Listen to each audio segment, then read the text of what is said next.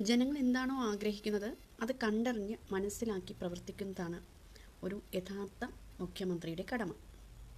അങ്ങനെയാണെങ്കിൽ നമ്മുടെ മുഖ്യമന്ത്രി അല്ലേ ഒരു മാതൃകയാക്കേണ്ട ജനങ്ങൾ, നമ്മളെല്ലാവരും മാതൃകയാക്കേണ്ട, നമ്മുടെ ഓരോ രാഷ്ട്രീയ നേതാക്കളും മാതൃകയാക്കേണ്ട ഒരു വ്യക്തിയായി മാറിക്കഴിഞ്ഞു നമ്മുടെ ആരാണ്? വിജയ് അല്ലേ. വിജയ് എന്ന് പറയുന്നത് നമ്മളെ സംബന്ധിച്ചിടത്തോളം ഒരു സിനിമാ നടനാണ്, അങ്ങേയറ്റം ഒരു മനുഷ്യ സ്നേഹിയാണ്. അതിൽ കവിഞ്ഞൊന്നും നമുക്ക് വിജയെക്കുറിച്ച് അറിയില്ലായിരുന്നു. പക്ഷേ ഒരു പരീക്ഷണാർത്ഥം അദ്ദേഹം ഒരു മുഖ്യമന്ത്രിയായി, നമ്മുടെ തമിഴ്നാടിൻ്റെ മുഖ്യമന്ത്രിയായി മാറിക്കഴിഞ്ഞു. മറ്റു സംസ്ഥാനങ്ങളിലെ മുഖ്യമന്ത്രിമാരും അദ്ദേഹത്തെ കണ്ട് വളരെ മാതൃകയാക്കേണ്ട ഒരു വ്യക്തി തന്നെയാണ്. എന്താ അല്ലേ അദ്ദേഹത്തിൻ്റെ ആ ഒരു നമ്മുടെ സത്യം പറഞ്ഞാൽ നമ്മുടെ ഓരോരുത്തരും മനസ്സിൽ ചിന്തിച്ച കാര്യം തന്നെയാണ് അദ്ദേഹം പ്രാവർത്തികമാക്കുന്നത്. ഇപ്പോൾ ഇവിടെ തന്നെ ജയിലിൽ ഇനി മുതൽ കഞ്ഞിയും പയറുമാണ്. സത്യം പറഞ്ഞാൽ ഏറ്റവും നല്ലൊരു തീരുമാനമാണ് അദ്ദേഹം എടുത്തിരിക്കുന്നത്. എന്തിനാണ് ഈ ജയിലിലുള്ളവർക്ക് പോഷകസമൃദ്ധമായ ആഹാരവും മട്ടനും ചിക്കനും എന്തൊക്കെയാണ് ഇവിടെ അല്ലേ. ഓരോ ഭരണം വരുന്തോറും ഈ ഗുണ്ടകളാണ് അവിടെ ചെന്ന് കിടക്കുന്നത്. അല്ലാതെ നമ്മളെപ്പോലുള്ള സമൂഹത്തിന് വേണ്ടി നന്മ ചെയ്തവരോ, സമൂഹത്തിൽ എന്തെങ്കിലുമൊക്കെ നല്ല കാര്യങ്ങൾ ചെയ്തവരോ, സമൂഹത്തിൽ ആദരിക്കപ്പെടേണ്ടവരോ അല്ലെങ്കിൽ ആദരിക്കപ്പെട്ടവരോ ഒന്നുമല്ല അവിടെ ചെന്ന് കിടക്കുന്നത്.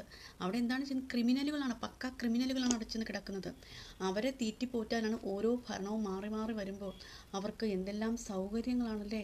അതായത് നേരത്തെ കഞ്ഞിയും ഗോതമ്പും ഉണ്ടാന്നൊക്കെ പറയുമ്പോൾ നമ്മൾ ജയിലിൽ പോകുന്നത് ഒരു മോശം കാര്യമാണ്, ജയിലിൽ പോകരുതേ എന്നാണ് നമ്മൾ ഓരോരുത്തരും പ്രാർത്ഥിച്ചിരുന്നത്. ഇപ്പോൾ അങ്ങനെയല്ല. നമ്മുടെ കേരളത്തിൻ്റെ, പ്രത്യേകിച്ചും കേരളത്തിൻ്റെ ഒരു ജയിലെന്നൊക്കെ പറയുന്നത് അത്ര ഒരു ഭീകരമായ ഒരു അന്തരീക്ഷമുള്ള ഒരു സംഭവമൊന്നും അല്ല അല്ലേ.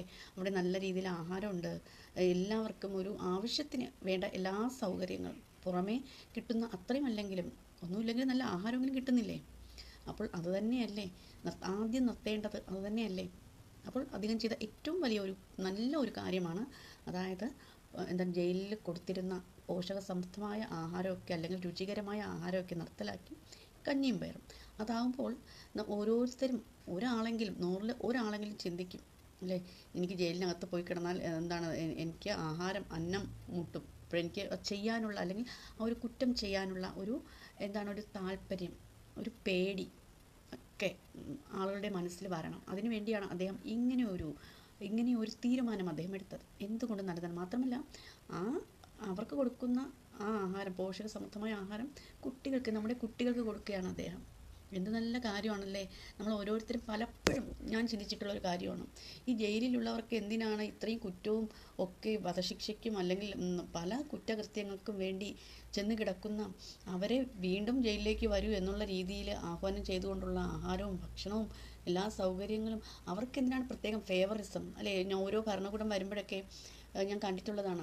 അവർക്ക് വേണ്ടി എന്തെങ്കിലുമൊക്കെ ചെയ്തു കൊടുക്കുക, അവർക്ക് വേണ്ടി അവരെ നമ്മുടെ ഓരോ കാര്യങ്ങളിലും ഉൾപ്പെടുത്തുക. ജയിൽ പുള്ളികൾക്ക് ഇന്ന കാര്യം, അവർക്ക് അത് ചെയ്തു ഇത് ചെയ്തു എന്നൊക്കെ നമ്മൾ നമ്മൾ കഴിഞ്ഞ ഭരണകാലഘട്ടത്ത് കേട്ടിട്ടുണ്ട് ഓരോ കാര്യങ്ങളും.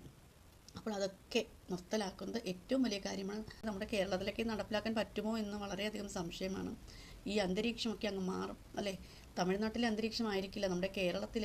ജയിൽ പുള്ളികൾക്കുള്ള സൗകര്യമൊക്കെ എടുത്ത് മാറ്റിയാൽ തമിഴ്നാട്ടിലുള്ള ഒരു അന്തരീക്ഷം അല്ലായിരിക്കും ഇവിടെ.